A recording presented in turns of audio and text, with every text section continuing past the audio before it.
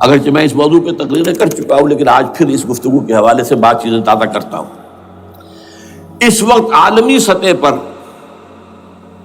یہودی جمع عیسائی بریکٹ میں کر لیجیے، اور امریکہ جمع یورپ یہ بریکٹ میں کر لیجیے،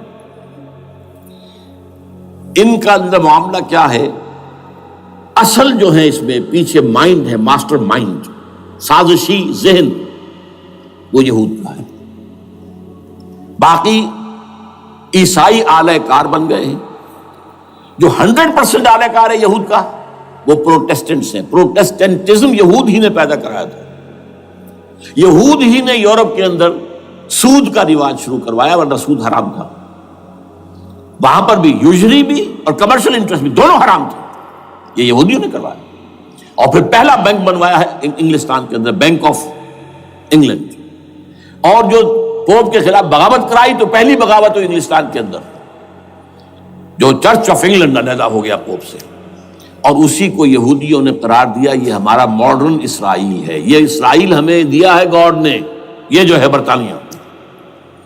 اس کے کچھ عرصے کے بعد یہی جو ہے ایکسوڈس ہوا ہے، اور وہ امریکہ میں جا کے آباد ہوئے، لہذا امریکہ کو بھی جیوز نے کہا ہے دس از اندر اسرائیل، یہ ہے ہمارے اصل اسرائیل، ماڈرن اسرائیل یہ ہے، اس لیے کہ جو انہیں وہاں پر اقتدار حاصل ہوا ہے، جو قوت حاصل ہوئی ہے، جس قدر دولت انہوں نے وہاں جمع کی ہے، وہاں کے جس طریقے سے جکڑ لیا ہے حکومتوں کو، فرنگ کی رگے جہاں پنجے یہود میں ہے۔ ٹھیک 100 سال پہلے علامہ اقبال یہ مشاہدہ کر کے آ گئے تھے یورپ میں، اور کون دیکھنے والا تھا کہ وہاں کیا ہو رہا ہے، بیہائنڈ دی سین کیا ہے، سامنے کیا ہے، پردے کے پیچھے کیا ہے۔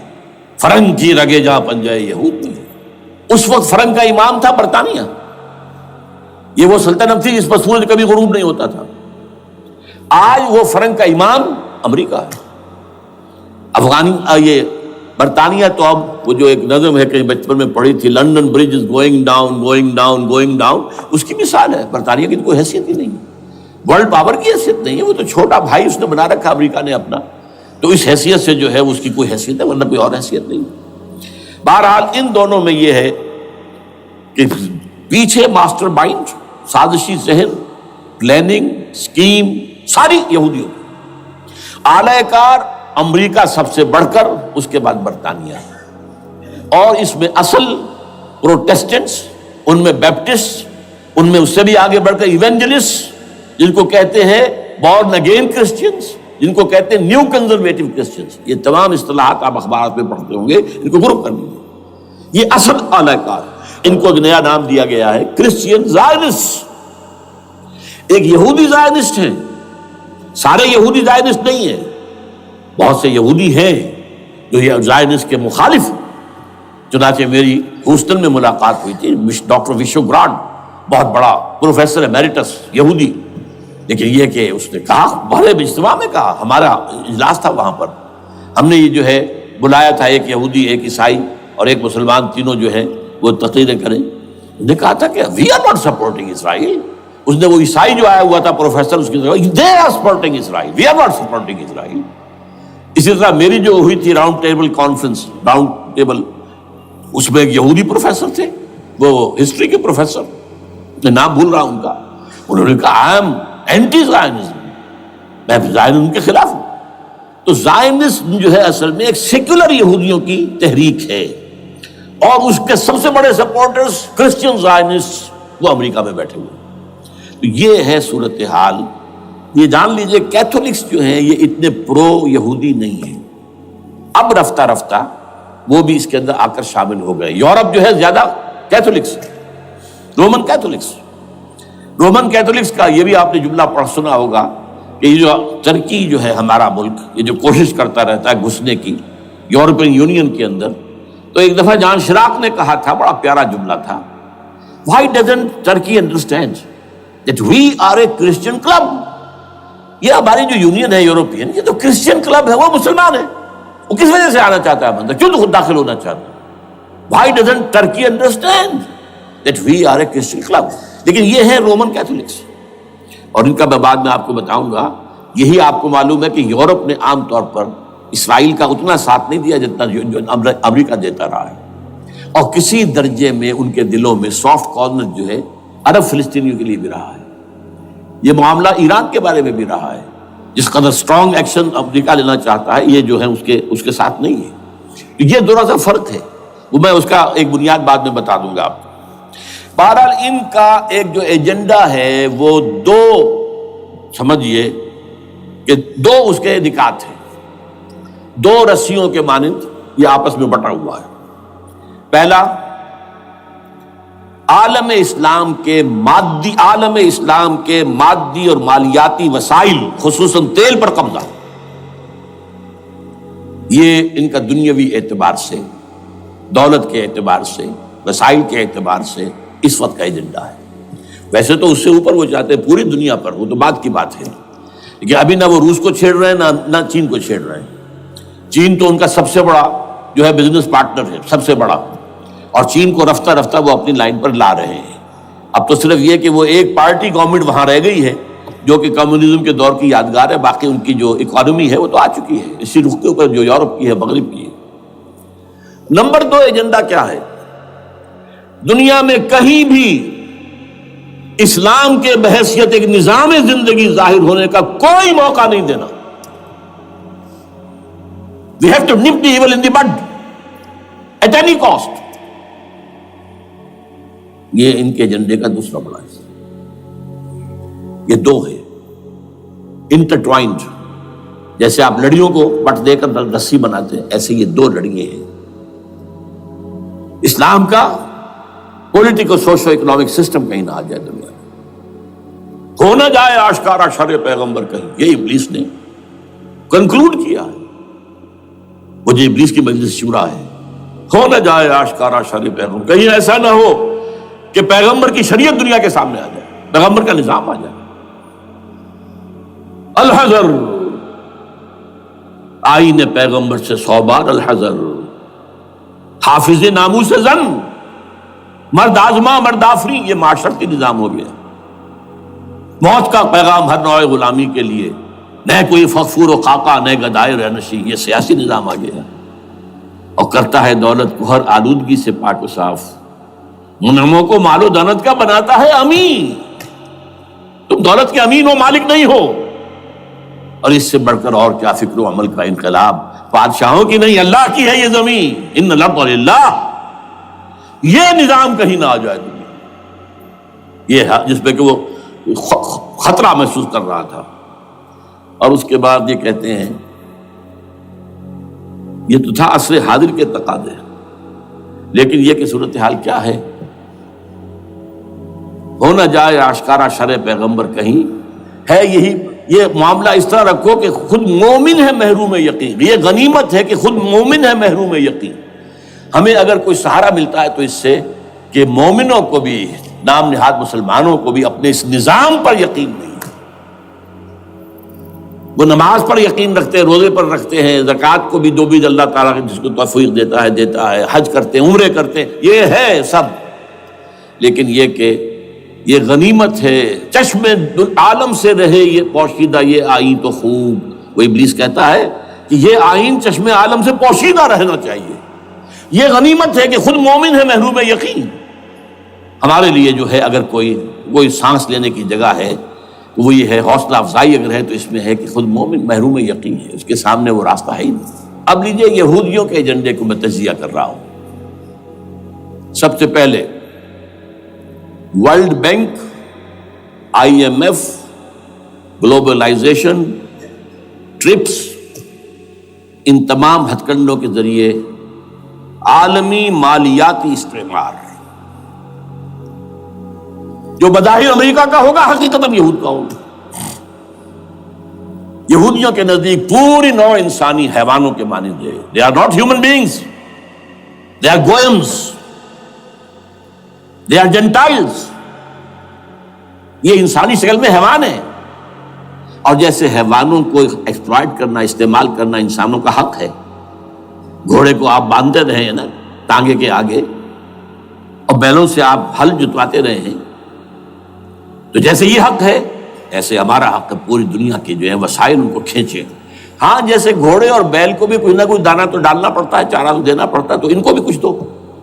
یہ پوری نوع انسانی ورکرز بن کر رہ جائے، حیوان بن جائیں بالکل، شہوت کے غلام بنا دو انہیں، اخلاقی اقدار کا بیڑا غرق کر دو، خاندانی نظام کو تہوبارہ کر دو. یہ باقاعدہ جو Protocols of the Elders of the Zion تھے ان سب میں موجود ہے لکھا ہوا، جو 1897 میں انہوں نے پاس کیا اپنا پروگرام بیسل میں، سوئٹزرلینڈ کا ایک شہر ہے.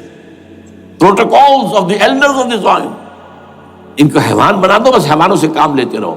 ہاں ان کی کمائی کا کچھ حصہ ان کے لیے چھوڑ دو، وہ بھی زندہ رہیں، وہ بھی آخر کام کیسے کریں گے، اور اصل جو ہے ملائی کھینچ لو اپنے اس نظام کے ذریعے سے. World Bank, IMF، stock exchange, TRIPS, globalisation, اس کے ذریعے سے عالمی مالیاتی استعمار. نمبر 2، ایک ہے ان کا ایجنڈا، یہ تو عالمی ہے. دوسرا ایجنڈا کیا ہے؟ وہ لوکل ہے. وہ کیا ہے؟ گریٹر اسرائیل کا قیام، جس میں مصر کا سارا زرخیز علاقہ شامل ہوگا، جو ڈیلٹا کا علاقہ کہلاتا ہے اس کا، جہاں کے اس وقت کے بادشاہ نے، حضرت یوسف علیہ السلام کے زمانے کے بادشاہ نے، وہ فرعونہ کے خاندان میں سے نہیں تھا، وہ عرب تھا. عربوں ہی سے کسی وقت کوئی قوم آئی تھی جو کہ مصر پر قابض ہو گئی تھی. اس نے حضرت یوسف کے خاندان کو لا کے وہاں آباد کیا. بہترین جشن کا علاقہ کہلاتا ہے، بہترین. وہ کہتے ہیں ہمارا ہے، ہم رہے وہاں پر کئی 100 برس تک رہے. عراق ہمارا ہے، وہاں ہمیں قید میں رکھا گیا، نبوکدنضر لے گیا تھا. عرب کا شمالی حصہ جو ہمارا ہے، وہاں خیبر میں یہودی قلعے تھے، اور وہاں مدینے کے اندر جو ہے 3 قبیلے یہودی تھے جنہیں محمد نے صلی اللہ علیہ وسلم نے وہاں سے نکال باہر کیا تھا. یہ جارڈن یہ ترکی کا بھی کچھ حصہ ہمارا ہے.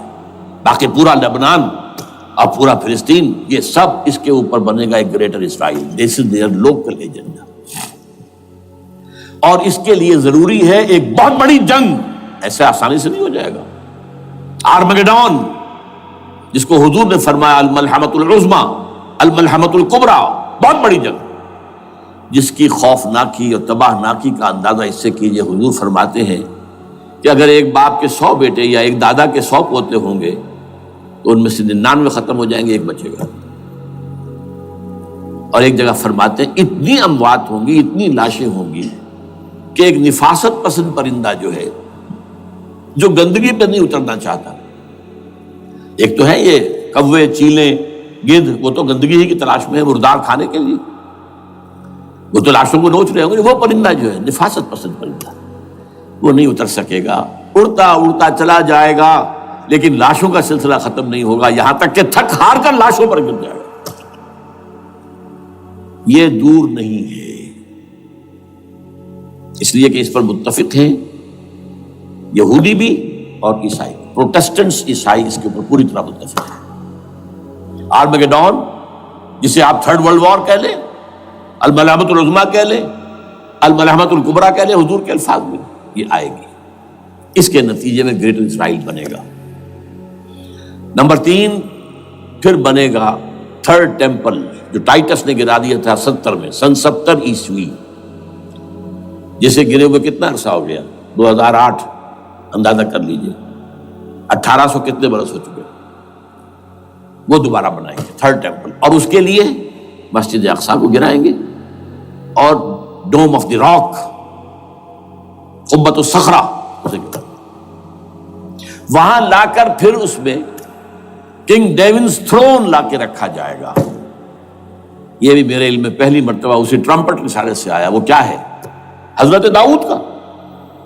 آج سے کتنے 1000 سال پہلے کی بات ہے، اندازہ کیجیے. 1000 قبل مسیح، اور یہ اب 2000 ہو گیا عیسوی، 3000 برس تو ہو گئے.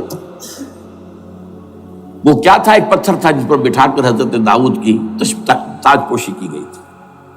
پھر اسی پر حضرت سلیمان کی تاج پوشی ہوئی، پھر اسی پر ان کے بادشاہ آتے رہے، تاج پوشی ہوتی گئی.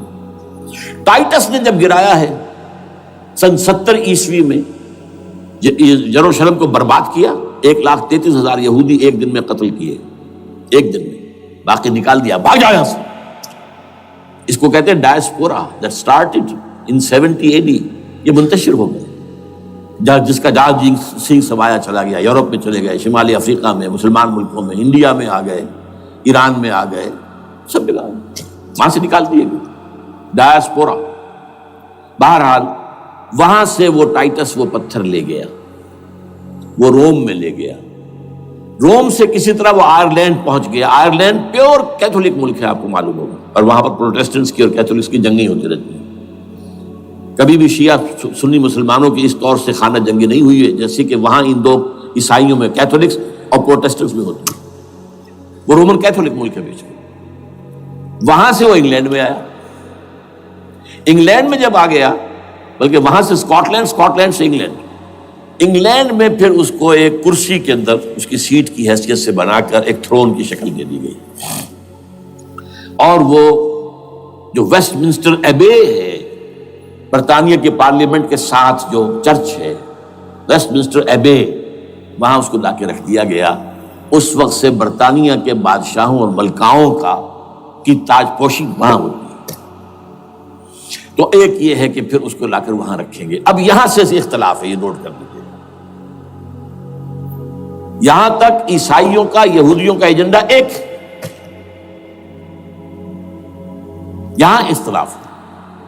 یہودیوں کے نزدیک ان کا مسیح آئے گا اور وہ وہاں بیٹھ کر پوری دنیا پر راج کرے گا۔ وہ مسیح جس کی خبر دی گئی تھی شروع کی کتابوں میں، جو تورات کی ابتدائی کتابیں ہیں، وہ تو حضرت مسیح کی شکل میں آ گئے۔ دی پروفیسی واز فلفلڈ۔ یہودیوں نے نہیں مانا، انہیں تو قرار دیا جادوگر ہے، کافر ہے، مرتد ہے، ولد الزنا ہے، اور اپنے بس پڑتے سولی پر چڑھا دیا۔ وہ دوسری بات ہے، اللہ نے کیا کیا وہ ایک علیحدہ مسئلہ ہے۔ چنانچہ یہ کہ دی سچویشن از ویکنٹ، جو مسیحا کی جگہ ابھی باقی ہے ان کی، and they are waiting for ہم۔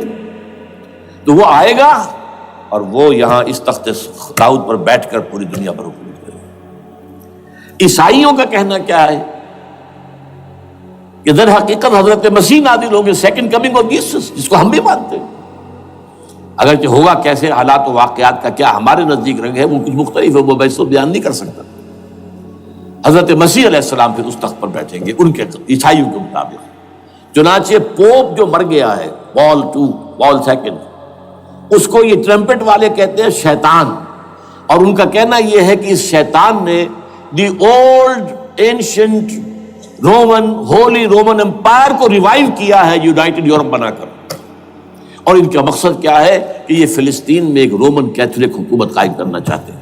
یہودی اپنی حکومت چاہتے جو ہے، اور وہ اپنی حکومت چاہتے ہیں، یہ ان کا کہنا ہے۔ یہ میں نہیں جانتا کہ اس میں کس حد تک ان ایک دوسرے پر الزام درست ہے، لیکن جیسے کہ آپ کو معلوم ہے کہ انڈونیشیا کے اندر بھی ہوا تھا، ایک جزیرے کو تقسیم کر دیا، ایک حصہ جو ہے اس کا وہ رومن کیتھولک ریاست بن گیا ہے۔ شاید نائجیریا میں بھی اس طرح کا معاملہ ہوا ہے کچھ تھوڑے علاقے کے اندر، وغیرہ وغیرہ۔ تو یہ ہے، لیکن بہرحال یہ ان کا۔ عیسائیوں کا معاملہ کیا ہے؟ میں نے جیسا کہ بتایا کہ یہ تو اس ایجنڈے کے اندر متفق ہے، اور عیسائی بھی ورلڈ ڈومینیشن، مالیاتی جو ہے استعمار، اس کے لیے کوشاں ہیں۔ لیکن ان کے نزدیک حضرت عیسیٰ ابن مریم آئیں گے علیہ الصلوۃ والسلام، اور وہ حکومت کریں گے۔ اس پورے ڈرامے کا اسکرپٹ پورا یہودیوں کا لکھا ہوا ہے، اور انہی کی سازش اس پورے ڈرامے کے پیچھے ہے۔ البتہ بظاہر اس ڈرامے کا بڑا کیریکٹر جس سے آپ ہیرو کہیں وہ امریکہ ہے، اور اس کے تابع یورپ بھی ہے۔ یہ ہے عالمی سطح پر معاملہ اس وقت۔ ویسے میری 2 کتابیں جو ہے اس پر کتابچے ہیں، 4 سال پہلے میں نے اسی مقام پر 2 تقریریں کی تھی، ایک موجودہ عالمی حالات اور اسلام کا مستقبل، وہ دوسرا حصہ جو میں اس وقت نہیں چھیڑ رہا، ہوگا کیا اصل میں، جس میں یہ ہے کہ کہیں اسلامی ریاست قائم ہو، خلافت کا نظام قائم ہوگا کہاں ہوگا یہ میں بحث نہیں کر رہا۔ حضرت مہدی کا ظہور ہوگا، وہ آئیں گے عرب کے اندر، پھر یہ ہے کہ وہ جو گریٹر اسرائیل کے خلاف جہاد ہوگا، اور اللہ کرے گا کہ رفتہ رفتہ یہ ممالک جو ان سے لے لیے جائیں گے، یہاں تک کہ بالآخر ایک یہودی اعلان کر دے گا میں ہوں مسیح، جس کو کہ عیسائی بھی کہتے ہیں اینٹی کرائسٹ، اور یہ کہتے ہیں یہ بیپٹسٹ بھی کہ اینٹی کرائسٹ جو ہے وہ یہودی ہوگا، جبکہ کچھ عرصے پہلے بہت بڑا پروپیگنڈا ہوا تھا کہ اینٹی کرائسٹ جو ہے، دجال جو ہے وہ تو مسلمان ہوگا، نہیں، لیکن وہ کہتے ہیں کہ ہوگا یہودی ہوگا، اور پھر اس یہودی کو قتل کریں گے حضرت مسیح، دی ریئل مسیح، اصل مسیح جو اٹھا لیے گئے درمیان میں، وہ آئیں گے اور ان کے ہاتھوں دجال بھی قتل ہوگا، اور پھر مسلمانوں کے ہاتھوں ایک ایک یہودی ختم ہوگا، پھر ایک عالمی اسلامی ریاست قائم ہوگی حضرت مسیح کے ہاتھوں، اور وہاں پر حضرت مسیح ایک حدیث میں آتا ہے 40 برس تک پوری دنیا پر حکومت کرے گی۔ بہرحال یہ دوسرا پکچر ہے جو ہمارے سامنے، میں اس وقت کی تفصیل میں نہیں جا رہا، جو ان کے سامنے پکچر ہے وہ میں نے آپ کو بیان کر دیا۔ اب اس میں تجزیہ کیجئے افغانستان پر حملے کا اصل سبب، جو میں نے دو بتایا نا، دو لڑیاں ہیں ان کے ایجنڈے کی، ایک اسلام کہیں ظاہر نہ ہو جائے، اسلام کا نظام ظاہر نہ ہو جائے، اور ایک مسلمانوں کے مالیاتی خاص طور پر تیل کے وسائل پر قبضہ۔ اب افغانستان میں کیا ہوا ہے، یہ سارا معاملہ تھا اسلام کا راستہ روکنے کے لیے، کہ یہاں تو اسلام ایک شکل دکھا رہا ہے اپنی، اور اگر انہیں موقع مل گیا تو یہ تو ایک ایسی ویلفیئر اسٹیٹ قائم کر دیں گے، زکوٰۃ کا نظام قائم ہو جائے گا تو اعلیٰ ترین ویلفیئر اسٹیٹ قائم ہو جائے گی، اور اگر یہاں پر جو ہے یہ ساری سزائیں نافذ ہو گئی، معاشرہ کرائم فری ہو جائے گا، لوگوں میں محبت ہوگی، مساوات ہوگی، اور یہ کہ عام لوگوں کے لیے ویلفیئر ہوگا، اور یہ سامنے نظام آ گیا تو پھر ہمارا یہ نظام کیپٹلزم یہ کہاں رہے گا، اس کو تو منہ چھپانے کی جگہ نہیں ملے گی۔ لہذا افغانستان پر حملے کا اصل موٹیو یہ ہے۔ البتہ یہ ساتھ ہی یہ بھی تھا کہ افغانستان کے راستے سے سینٹرل ایشین سٹیٹس جو ہیں ان سے پائپ لائنیں لا کر، اور وہ پھر کہیں گوادر کے آس پاس سمندر تک لائے جائے، تاکہ ہم وہاں کے جو ہے ڈرین کر سکیں جو تیل اور گیس کے ذخائر ہیں سینٹرل ایشین سٹیٹس کے اندر، جو مسلمان سٹیٹس ہیں، تو اس کے لیے راستہ جو ہے وہ لینا چاہتے تھے افغانستان سے۔ اب وہ جہاں تک افغانستان کا تعلق ہو تو ان کے قبضے میں ہے، جب چاہے کر لیں۔ اب پاکستان کا معاملہ جو تھا وہ جیسا کہ میں نے کہا کہ اس کا راستہ وہ رک گیا، جبکہ انہیں واپس جانا پڑ گیا، لیکن انہوں نے افغانستان میں کوشش کی۔ طالبان کے زمانے میں یونیکال جو ہے ان کی سب سے بڑی جو ہے وہ کمپنی ہے، اس نے مذاکرات کیے، وہ دیکھ کر حیران رہ گئے کہ یہ ان پڑھ، یہ ملے ملاٹے جو ہیں یہ تو بڑے ٹف بارگینر ہیں۔ اس طریقے سے پاؤں جما کر طالبان نے جو ان کے ساتھ مذاکرات کیے ہیں اور ان سے اپنی شرطیں پیش کی ہیں کہ وہ گھبرا کر بھاگ گئے۔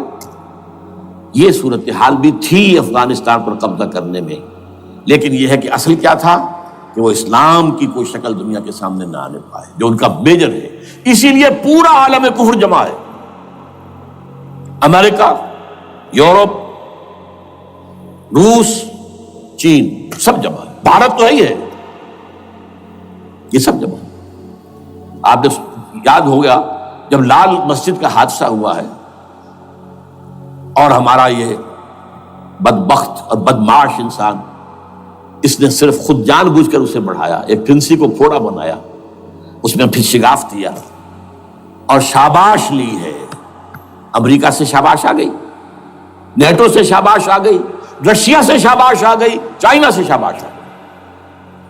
وہ چونکہ محسوس کر رہا تھا کہ اندرون ملک تو میری اب کشتی ڈگمگا رہی ہے، ڈاواں ڈول ہے، I have to have more support from outside, اور for that I have to do it۔ کہ دیکھو میرے عین قلب میں پاکستان کے یہ پھوڑا نکل آیا تھا، یہ بنیاد پرستی کا اور یہ شدت پسندی کا اور یہ تنگ نظری کا اور یہ فلاں کا اور یہ دہشت گردی کا، اور میں نے دیکھو کیسے اس میں چیرا دیا ہے، کتنے لوگوں کو ختم کر دیا ہے۔ اچھا، اس میں یہ بھی ذہن میں رکھیے کہ افغانستان کے بارے میں یہودیوں کے علم میں ہے کہ حضور کی حدیثیں کیا ہے۔ حضور کی حدیث ہے یخرج من خراسانہ رایات سود، خراسان کے علاقے سے کالے جھنڈے لے کر فوجیں چلیں گی، لا یردھا شیء، کوئی طاقت ان کو رخ نہیں موڑ سکے گی، حتیٰ تنصب بیلیا، یہاں تک کہ وہ آ کے بیت المقدس میں جھنڈے گاڑ دیے جائیں۔ دے نو اٹ، یہ جان لیجیے یہ لوگ پڑھے لکھے لوگ ہیں۔ میں آپ کو ایک واقعہ سناتا ہوں۔ جب 1967 میں یہودیوں کو فتح ہوئی بہت بڑی، اور پورا یروشلم اب ان کے قبضے میں آ گیا، ایسٹ یروشلم جو کہ ابھی جارڈن کے قبضے میں تھا، تو جب موشے دایان تھا وہ کانا، وہ داخل ہوا فاتح کی حیثیت سے، تو اس کے ساتھ ایک ربائی تھا بہت بڑا، چیف ربائی یہودیوں کا بہت بڑا عالم، اور وہ رو پڑا۔ تھا تو فتح کا وقت، خوشی کا، رویا۔ So this is the beginning of the end, یہ الفاظ آئے اخبارات کے اندر. گویا کہ اب یہ آخری ڈرامہ جو ہے شروع ہو گیا ہے. وہ آخری ڈرامہ انہیں معلوم ہے ان کی تباہی پر ختم ہونا ہے. اس میں حضرت مسیح کے نزول کے بعد یہ ٹرمپٹ والا بھی لکھتا ہے کہ 80% یہودی قتل ہو جائیں گے. اور میں سمجھتا ہوں کہ 20% اگر صحیح ہے اس کی بات تو وہ ہوں گے جو اب حضرت مسیح پر ایمان لے آئیں گے. باقی 80% اپنے اس کفر پر اڑے رہیں گے اور قتل ہوں گے. اسی طرح حضور کی ایک حدیث ہے کہ جب یہودیوں کا قتل عام ہو رہا ہوگا، مسلمان قتل کریں گے، تو اگر کسی درخت کے پیچھے یہودی چھپا ہوگا تو درخت پکارے گا اے مسلمان، ہاں عبداللہ آؤ ادھر، یہ میرے پیچھے یہودی چھپا ہوا، قتل کرو اسے. کسی پتھر کے پیچھے چھپے گا تو پتھر بولے گا سوائے ایک درخت غرقد کے، کہ غرقد یہودیوں کا درخت ہے، وہ پناہ دے گا. اور آج اسرائیل میں سب سے بڑی پلانٹیشن غرقد کی ہے. They know it. اسی لیے افغانستان، خراسان، یہ افغانستان کا ہارٹ ہے افغانستان. اور یہ بھی جان لیجئے ہمارا جو مالاکنڈ سے اوپر کا علاقہ ہے یہ بھی خراسان کا حصہ ہے، اولڈ خراسان، جیسے گریٹر خراسان کہا جاتا ہے ہسٹری میں. ایک میں نے ایرانی سے پوچھا تھا اس کے بارے میں، تو اس نے کہا خراسان ہمارا ایک صوبہ ہے. میں نے کہا وہ تو مجھے معلوم ہے، جس کا دارالخلافہ مشہد ہے اور یہ ان کا مقدس شہر ہے، وہ تو اسے مکے کی طرح سمجھتے ہیں. بہرحال میں نے کہا میں پوچھ رہا ہوں پرانا خراسان بزرگ. تو خراسان بزرگ کا انہوں نے بتایا پورا افغانستان اس میں شامل. اور پھر یہ اسٹیٹس جو ہیں سینٹرل ایشین اسٹیٹس اور ایران کا ایک حصہ اور پاکستان کا ایک حصہ، یہ جو مالاکنڈ کہلاتا ہے. اور یہ بڑی معنی خیز بات ہے کہ وہیں مالاکنڈ سے تحریک چلی ہے جو اصل تحریک ہے طالبان پاکستان، وہ سوات سے چلی ہے. بہرحال اس وجہ سے، اس پہلو سے یہ جو ہے افغانستان پر حملے کا سب سے بڑا سبب وہ تھا. دوسرا جو تھا وہ یہ کہ ان کو جو پائپ لائن لے کے آنی تھی اس کے لیے، لیکن وہ ظاہر بات ہے کہ اس میں جو ہے جو طالبان نے وہ ان کی چکمے میں نہیں آئے. اس پر ایک کتاب ہے کہ جو انگریزی میں ہے عابد اللہ جان کی، Afghanistan the genesis of the last crusade. Afghanistan سے آخری صلیبی جنگ کا سلسلہ شروع ہو رہا ہے. بہت جو ہے چشم کشا ہے، معلومات افزا ہے، انگریزی میں ہے. اچھا عراق میں معاملہ برعکس تھا. عراق میں تیل کا معاملہ بھی تھا تو وہ صرف امریکہ کا تھا. جو یورپ ہے وہ زیادہ تر کیسپین کے ایریا کے تیل کی طرف نگاہیں رکھتا ہے. یہ جو ہے یہ اصل میں سارا جو ہے یہ امریکہ کا معاملہ ہے. اور دوسری طرف یہ کہ یہاں کو مذہبی سلسلہ نہیں تھا، حالانکہ تھا، وہ یہودیوں کا تھا. وہ کیا تھا؟ Extension, first step towards the establishment of greater Israel. یہ بات اچھی طرح سمجھ لیجیے. یہاں پہ تیل کا معاملہ بھی میں نے کہا تھا نا، دو لڑیاں ہیں جو چل رہی ہیں. تیل کا معاملہ یہاں خاص طور پر عراق کے اندر زیادہ، افغانستان میں بہت کم. لیکن یہ کہ یہاں پر بھی جو اصل ہے بیہائنڈ دی سین، جو اصل چیز کیا ہے کہ گریٹر اسرائیل کے قیام کی طرف پہلا قدم. میں یاد دلاتا ہوں آپ کو، جب فرسٹ گلف وار ہوئی تھی جس میں عراق کا بھرکس نکال دیا گیا تھا، اس کے اختتام پر کہا تھا شوارز کرافٹ، جو ان کا کمانڈر ان چیف تھا الائٹ فورسز کا، اس نے صاف کہا تھا، مجھے آج تک ایک ایک لفظ یاد ہے، We fought this war for the protection of Israel.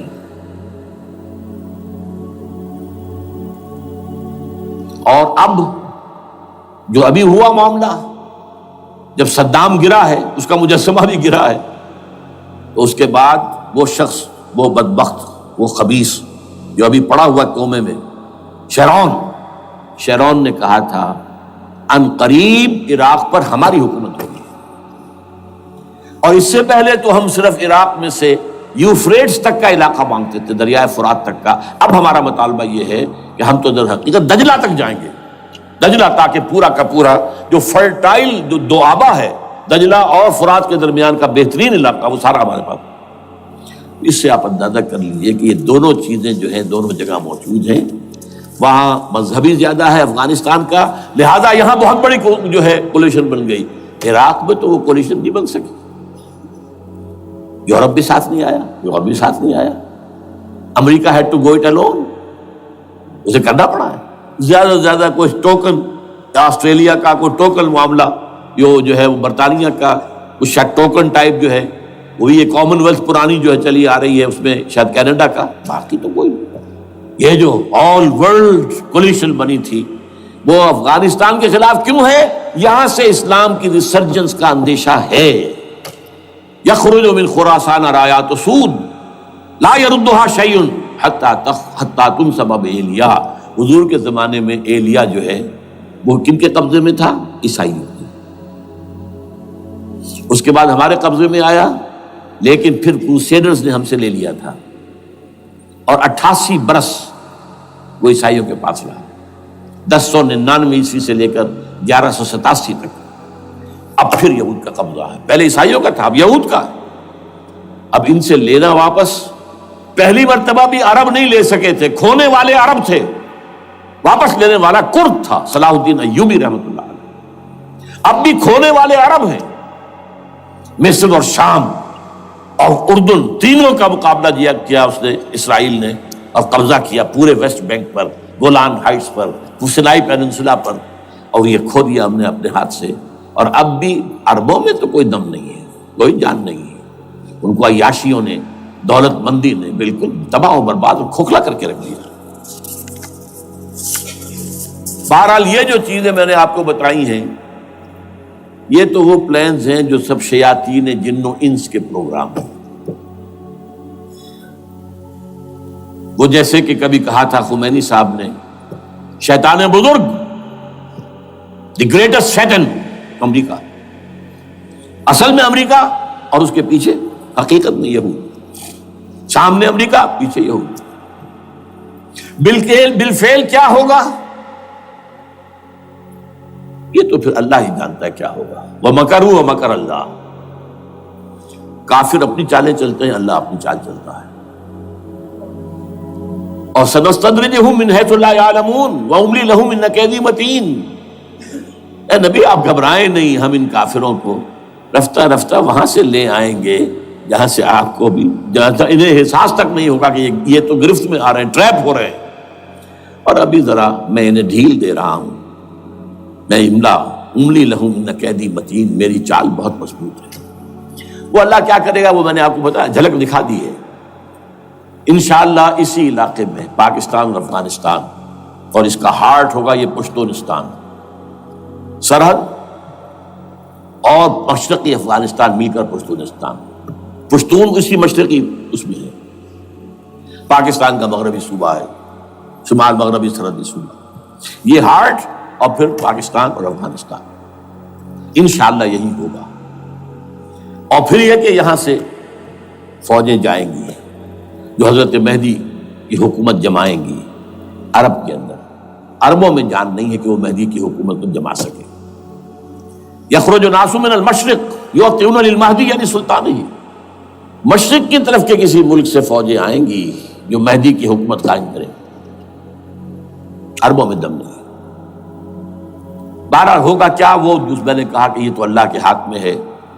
اب یہ کہ کرنا کیا چاہیے، یہ ہے میری تقریر کا آخری حصہ۔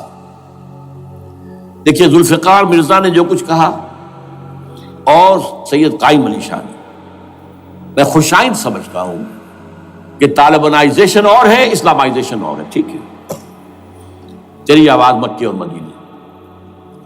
طالبانائزیشن کے اندر کچھ بغیر تعلیم یافتہ، کچھ جذباتی، اس طرح کے لوگ بھی ہیں جن میں انتہا پسندی بھی ہے، جیسے کہ میں پہلے بیان کر چکا، افغانستان میں ہوا ہے، افغانستان کے اندر بھی رفتہ رفتہ وہ اپنی چیزوں سے نکل رہے تھے، نکل جاتے ہیں، لیکن موقع نہیں دیا گیا، نب دی ایول ان دی بڈ، ختم کر دیا گیا۔ اسی طرح ہمارے سرحدی صوبے میں جیسا کہ میں بتایا 3 قوتیں برسرکار ہیں، who is who knows it، کون کیا ہے۔ لیکن بہرحال یہ کہ پہلی بات یہ، اسلام اور پاکستان لازم و ملزوم ہیں۔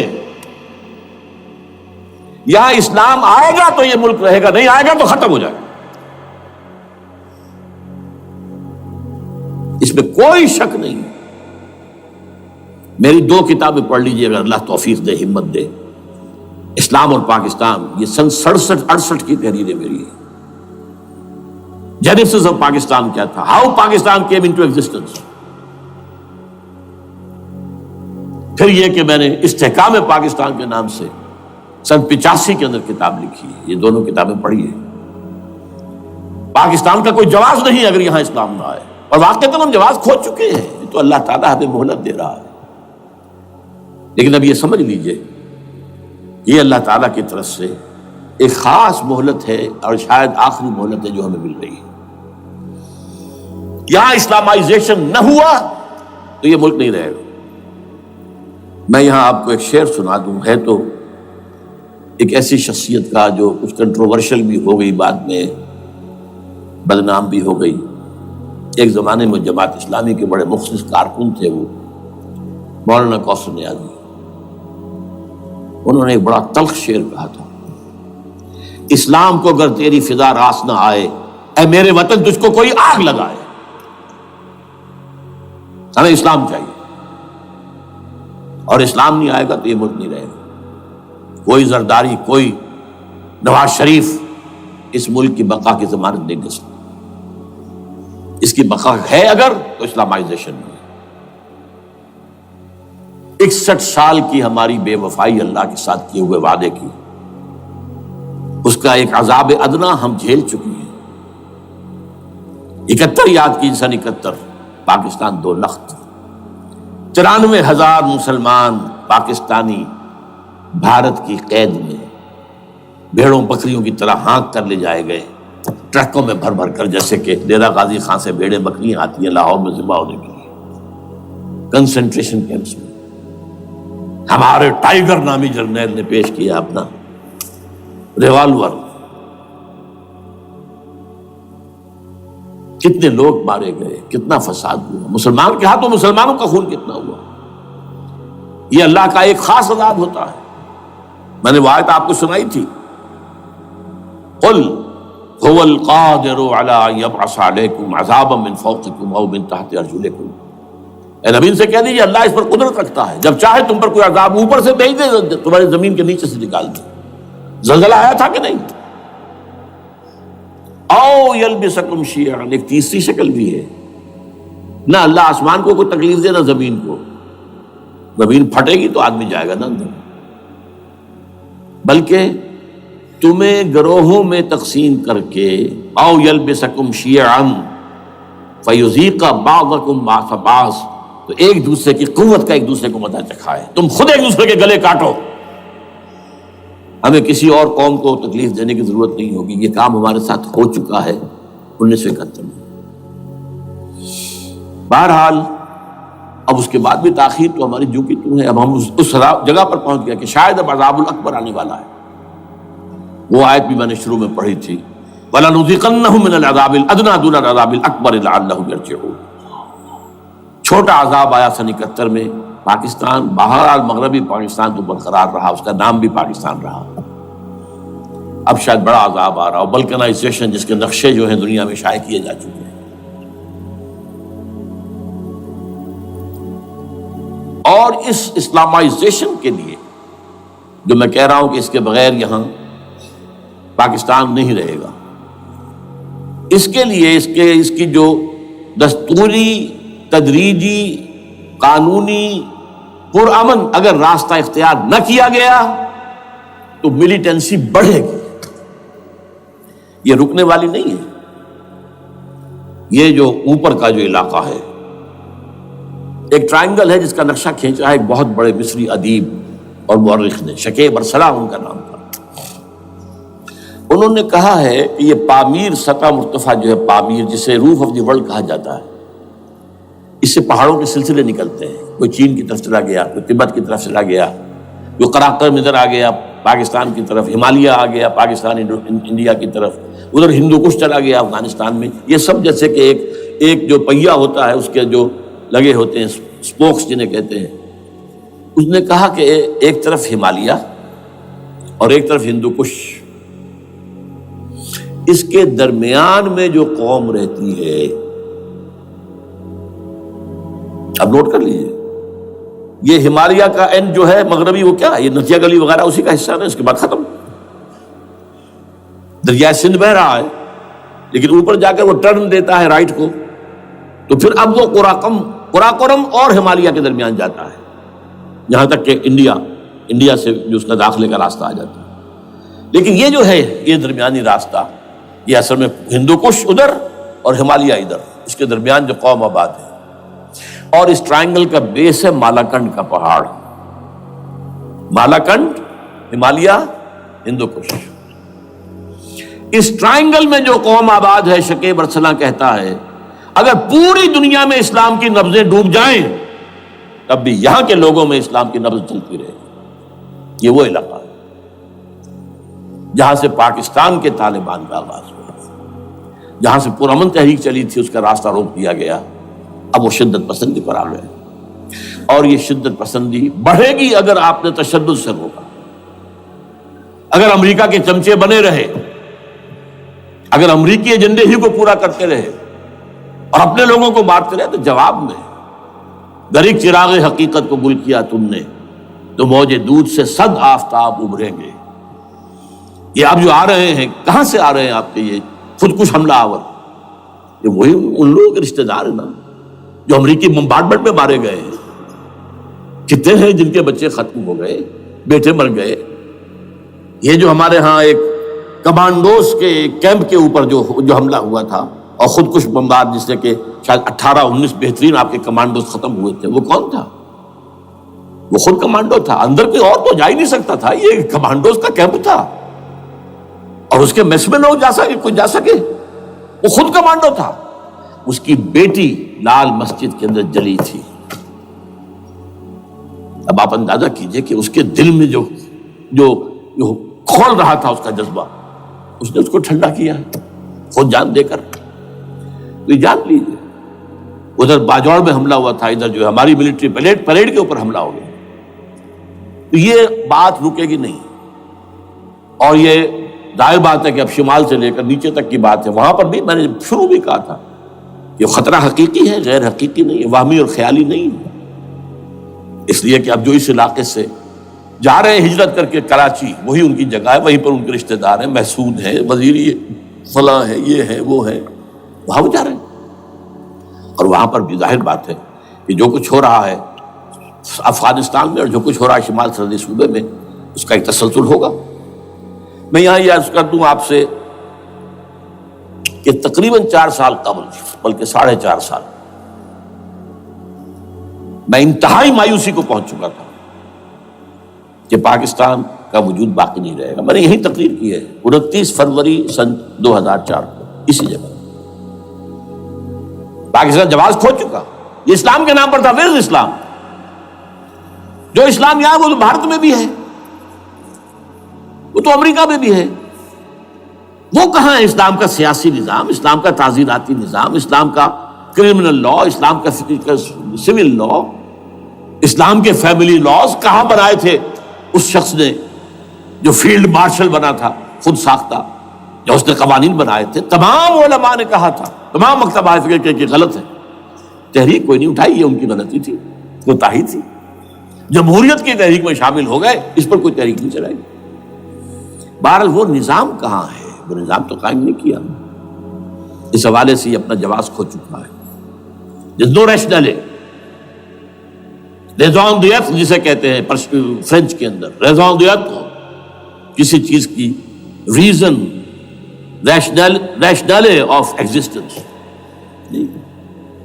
اس کے بعد یہ ہے کہ پچھلے سال سے کچھ مایوسی میں کمی ہوئی۔ Number 1، chief justice of Pakistan Iftikhar Muhammad Chaudhry کے اندر ہمت اللہ نے دی، وہ کھڑا ہو گیا۔ جرنیلوں کے جم گھٹے کے اندر ایک سویلین آدمی جو ہے جس درجے کا مرغوب ہو سکتا ہے، آپ اس کا اندازہ کر لیجیے۔ اور اس کے بعد اسپونٹینیس موومنٹ وہ کلا ہے، انہومی شے، سوچ نہیں سکتے ہم۔ یہ موومنٹ جو ہے یہ کوئی اسٹریٹ ارچنز کی چلائی ہوئی نہیں ہے، یہ ہمارے ہاں کے گاموں ماجھوں کی نہیں ہے، بلکہ یہ تو پڑھے لکھے لوگ، وکیل، کالے کوٹ، کالی ٹائیاں، پینٹ، یہ جو سختیاں جھیلی ہیں انہوں نے، ابھی تک وہ تحریک چل رہی ہے۔ اگر اس سے ظاہر بات ہے وقت گزرنے کے ساتھ ساتھ اس کی وہ تیزی اور تندی میں تو کمی آئی، اور حکومت کو موقع ملا ان کے اندر کوئی رفت پیدا کرنے کا بھی۔ لیکن بہرحال ان دونوں چیزوں سے میری مایوسی میں قدرے کمی ہوئی. اب دوسری بات وہ تھی 18 فروری کے الیکشن کا پرامن طور پر منعقد ہو جانا. میں یہ سمجھتا تھا کہ جو اس کے اندر دخل اندازی ہے، ریگنگ ہو گئی ہوگی. کیسے ممکن ہے پاکستان میں الیکشن ہو اور ریگنگ نہ ہو؟ پھر تحریک چلے ہی چلے، کیونکہ تحریک تو چل رہی ہے پہلے سے، صرف اس کے اوپر تیل اور ڈالنا ہے نا. اور پھر بدامنی ہوئی ہو، اور پھر دونوں طرف گدھ بیٹھے ہوئے ہیں. The NATO forces in the west, Indian forces on the east. They will march into Pakistan. اور پاکستان کے ایٹمی دانت توڑ کر Pakistan will be put at the mercy of India, Bharat. Now do whatever you like. Condoleezza Rice کا میں آپ کو بیان سنا چکا ہوں. پاکستان کے مستقبل کا فیصلہ امریکہ اور بھارت بھی کرتا. بہرحال اب تیسری جو امید ہوئی ہے، یہ کل پرسوں میں جو ہوئی ہے، کولیشن جو ہے یہ ناکام ہوتی نظر آ رہی تھی. لیکن یہ کہ صدر کے مواخذے پر یا صدر کے خلاف جو ایک کارروائی ہو رہی ہے، اللہ کرے کہ وہ پوری ہو جائے، یا اس سے بھی بہتر ہے کہ وہ خود ہی استعفیٰ دے کر دفع ہو جائے. بہرحال یہ کہ اس سے بھی کچھ امید کا پہلو جو ہے پیدا ہوتا ہے. اب یہاں اسلامائزیشن کا پرامن، تدریجی اور اسلام اور دستوری اور قانونی طریقہ کیا ہے؟ وہ طریقہ کیا ہے؟ 1949 اور 50 میں جو عمل شروع ہوا تھا، جو اس کے بعد سے آج تک جو ہے ختم ہو گیا، اس کو اثر دور شروع کیا جائے. دوڑ پیچھے کی طرف اے گردش ایام کی. 49 میں کیا ہوا تھا؟ قرارداد مقاصد. وہ گویا کہ پاکستان میں نظام خلافت کی جڑ تھی جو رکھ دی گئی تھی کہ sovereignty belongs to Allah and whatever authority we have, it's a sacred امانت. یہ تو اصل میں استعمال کی جائے گی یہ قوت کتاب و سنت کے دائرے کے اندر. this is خلافہ. in essence it is خلافہ. خلافت کی بنیاد رکھ دی گئی. اس سے پہلے 48 میں سن 47 کی ایک تقریر کی وجہ سے جو غلط فہمی پیدا ہوئی تھی قائد اعظم کی 11 اگست کی، اس کا انہوں نے کراچی کے ہائی کورٹ بار ایسوسیشن میں جا کے کہہ دیا تھا. کچھ لوگ شرارت کے ساتھ یہ پروپیگنڈا کر رہے ہیں کہ پاکستان میں دستور شریعت پر مبنی نہیں ہوگا، یہ فتنہ ہے، غلط کہہ رہے ہیں. نفی کر دی تھی. اب یہ دوسری بات ہے کہ اندھوں کے اندھے جو ہیں وہ اس 11 اگست کی تقریر کو لیے پھرتے ہیں، اس کے ایک جملے کو، اور یہ اتنی کھلی بات جو کی شریعت کا لفظ. شریعت، پاکستان کا دستور جو سمجھتا ہے کہ شریعت پر نہیں مبنی ہوگا وہ غلط کہتا ہے، وہ شریر ہے، شرارت پیدا کر رہا. یہ قائد اعظم کے الفاظ. بہرحال اس کے بعد ایک عمل کیا ہوا تھا سن 50 میں، یہاں کے سیکولر عناصر نے ایک بڑا شور مچایا، کس کا اسلام لاؤ گے؟ شیعہ کا، سنی کا، دیوبندی کا، بریلوی کا، وہابی کا، کس کا اسلام؟ اللہ تعالیٰ غریق رحمت کرے ان بزرگوں کو. پاکستان کے تمام مذہبی مکاتب فکر کی ٹاپ کی قیادت جمع ہو گئی کراچی میں. شیعہ بھی، اہل حدیث بھی، بریلوی بھی، دیوبندی بھی. 31 علماء، جماعت اسلامی بھی، مولانا مودودی بھی اس میں تھے. انہوں نے 22 پرنسپلز ایگریڈ اپون، دستور بنانے کے لیے 22 پرنسپلز ہیں، حاضر بناؤ دستور. اب کوئی دلیل نہیں رہی، کوئی عذر نہیں رہا. تمام مکاتب فکر کے لوگ جمع. بعد میں ہوا کیا ہے، اس میں کس کا کتنا رول ہے، یہ بڑی درد بھری داستان ہے، میں اس وجہ کو چھیڑنا نہیں چاہتا. حاصل کیا ہے، وہاں سے ہمارا پروسیس ڈیریل ہوا، کچھ اپنوں کے کیے، کچھ بیرونی دباؤ کے تحت. قرارداد مقاصد کی سزا دی گئی لیاقت علی خان کو، تم نے پاس کرائی ہے. اسے ایسے قتل کیا گیا کہ سراغ تک نہیں ملا کہ کس نے قتل کیا. یہ ایسے تو نہیں ہوتا، اس میں پیچھے بڑے بڑے کریکٹرز، بڑے بڑے کردار. اب اس کے بعد وہ عمل کیسے شروع ہو؟ ضیاء الحق نے جو ایک ادارہ قائم کیا تھا فیڈرل شریعت کورٹ، اصولی اعتبار سے بہترین قدم. وہ کیا تھا؟ یہ شریعت کورٹ ہے، اس میں کوئی شخص لائے پیٹیشن کہ پاکستان کا فلاں قانون جو ہے میں ثابت کرتا ہوں کتاب و سنت کے منافی ہے، یا کورٹ سو موٹے لے لے کسی بھی معاملے کو، ایگزسٹنگ جو قوانین ہیں ان کا جائزہ لے کہ اس میں یہ پورا قانون یا اس کی یہ شق جو ہے یہ خلاف شریعت ہے، اس پر آرگومنٹ ہو، دونوں طرف کے دلائل ہوں، علماء بھی آئیں، وکلاء بھی آئیں، بحث کریں، شریعت کورٹ کا تو میدان ہوتا کھلا۔ بالآخر اگر کورٹ فیصلہ دے دے کہ ہاں یہ ایگزسٹنگ قانون یا جو قانون قابل زیر غور ہے بننے جا رہا ہے یہ خلاف شریعت ہے یا جزوً شریعت کے خلاف ہے، تو وہ اسے کینسل کر دے گا اور کہہ دے گی کورٹ کہ اگر یہ مرکزی معاملہ ہے تو مرکزی حکومت، صوبائی معاملہ تو صوبائی حکومت، اتنی مدت میں 3 4 6 مہینے کے اندر اندر اس کی آلٹرنیٹ لیجسلیشن کر لیں، جیسے ہی مہلت ختم ہوگی یہ قانون ڈیفنکٹ ہو جائے گا۔ اصولی اعتبار سے اس سے زیادہ صحیح اسکیم کوئی نہیں سوچ سکتا، آج بھی میں قائل ہوں، لیکن یہ بدبختی تھی اس شخص کی، ضیاء الحق کی، اس کو بالکل غیر مؤثر کر دیا، 2 ہتھکڑیاں پہنا دی، 2 بیڑیاں پہنا دی۔ کانسٹیٹیوشن آف پاکستان آپ کے دائرہ کار سے خارج ہے، یہ سیکریٹ کاؤ ہے، ہاتھ نہ لگانا۔ جو جوڈیشل پروسیجرل لاز ہیں، ضابطہ دیوانی، ضابطہ فوجداری، یہ بھی تمہارے دائرے سے خارج ہے۔ مالی معاملات 10 سال تک خارج،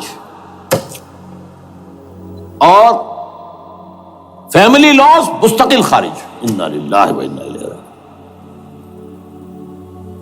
اب کرنے کا کام کیا ہے؟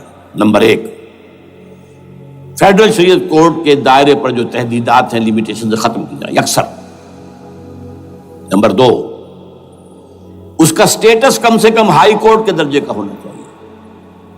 نمبر 3، اس میں جید علماء کو لا کر بٹھایا جائے، ان کی میجورٹی ہونی چاہیے، وکلاء بھی ہوں، جدید تعلیم کے، جدید قانون کے جاننے والے، لیکن علماء بھی ہوں۔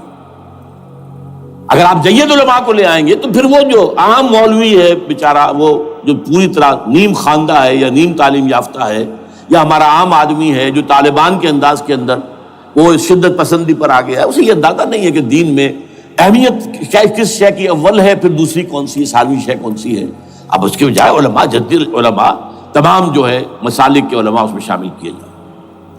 اس کے فیصلوں پر نظر ثانی کا کھلا موقع ہونا چاہیے، ایک دفعہ عدالت فیصلہ کر دے، نظر ثانی کا موقع ہونا چاہیے، اور کسی شہری کی طرف سے پیٹیشن آئے یا سو موٹو، وہ جائزہ لیں اور ایک ایک کر کے قوانین جو ہے غلط ختم، ان کی جگہ پر لیجسلیشن پارلیمنٹ ہی کرے گی یا صوبائی اسمبلی کرے گی۔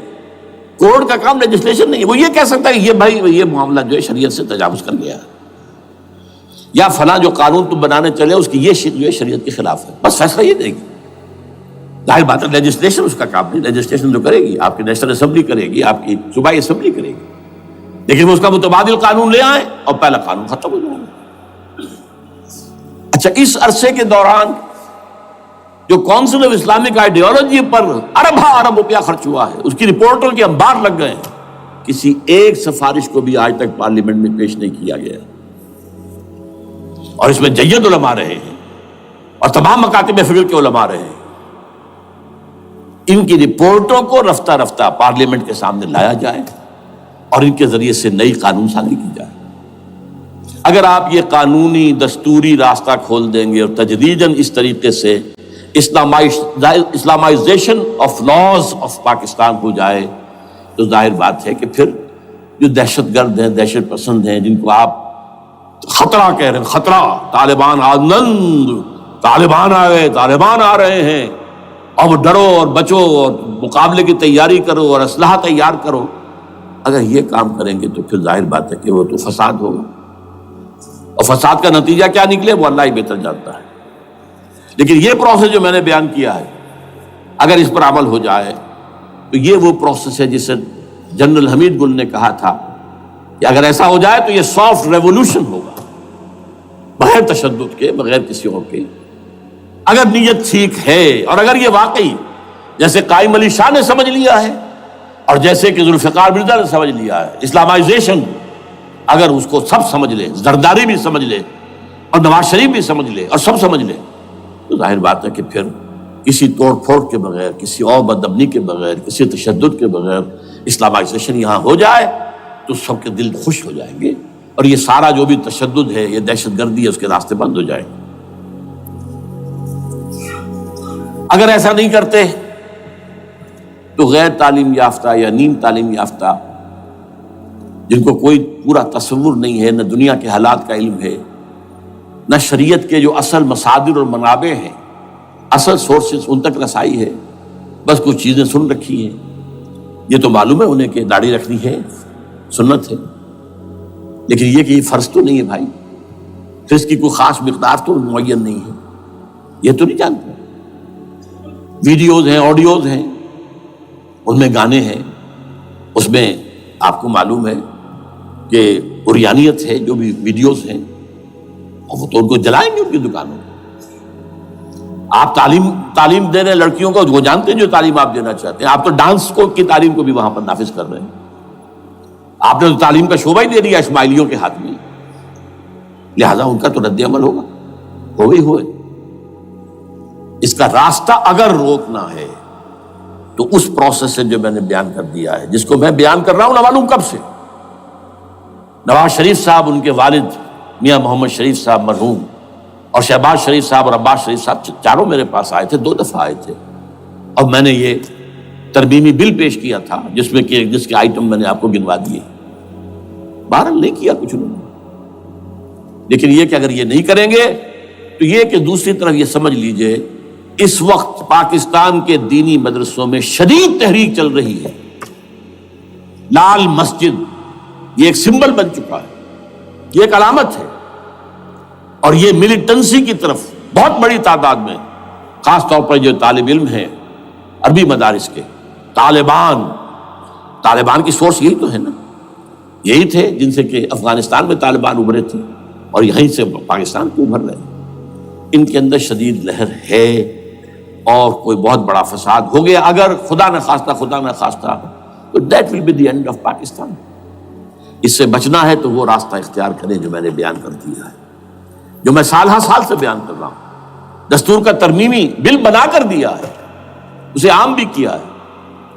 البتہ اس عرصے میں ظاہر بات ہے کہ ہم کیا کریں گے، ہمارا کوئی پروگرام کسی ملیٹنسی کی طرف جانے کا نہیں ہے، ہم اسے مفید نہیں سمجھتے بلکہ مضر سمجھتے، یہ کاؤنٹر پروڈکٹیو ہے۔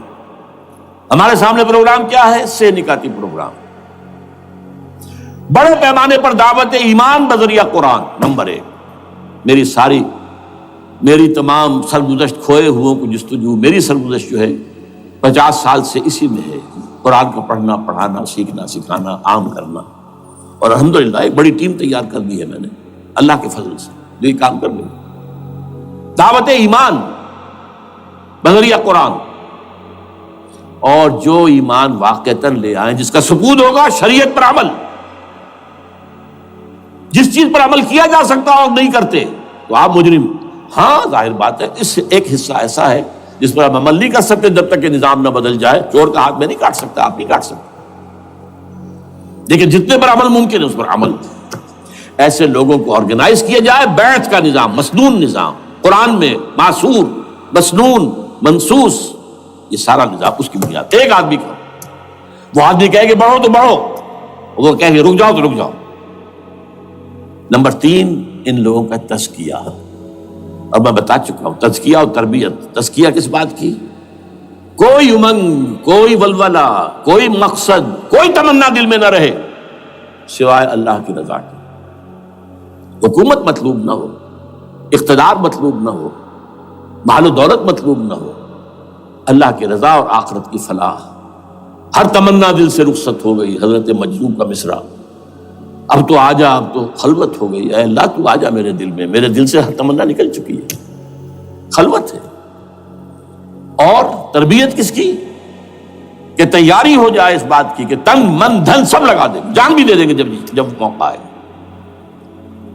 چوتھا کیا؟ کہ جب تک یہ تعداد کافی نہ ہو، یہ نہیں ہے کہ 150 آدمی لے کر کسی ایک جگہ پر کسی لال مسجد کو ہم مرکز بنا کر بیٹھ جائیں، نعرہ لگا دیں، ملک گیر جماعت، اور وہ بھی معتدل تعداد پہ، وہ جب تک نہیں ہوتی تو ہم یہی تین کام کریں گے.